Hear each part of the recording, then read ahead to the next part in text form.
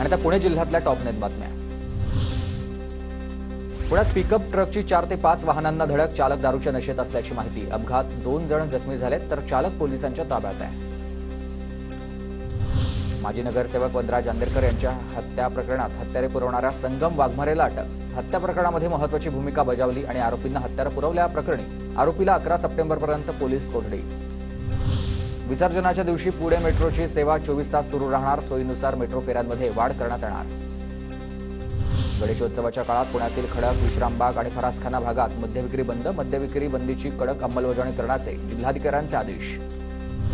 पुण्यात धरणाच्या क्षमतेपेक्षा पाण्याचा विसर्ग जास्त। खडकवासला पाणलोट क्षेत्रातील पावसाचा परिणाम। तर खडकवासला धरण साखळीमध्ये आता 28.84 टीएमसी पाणीसाठा असल्यानं आतापर्यंत 4ही धरणातून 2998 टीएमसी पाण्याचा विसर्ग करण्यात आला।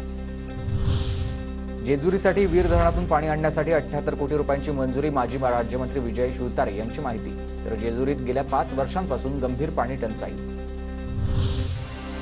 पुण्यात चिकनगुन्ह्याच्या रुग्णांमध्ये वाढ, तर ताप आणि सांधेदुखीचे अनेक रुग्ण रुग्णालयात दाखल।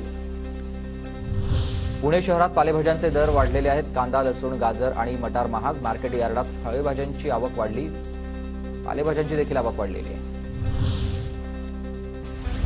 पुण्याच्या हिंजवडीत इलेक्ट्रिक बसनं पेट घेतला। सुदैवानं कोणतीही जीवितहानी झालेली नाही।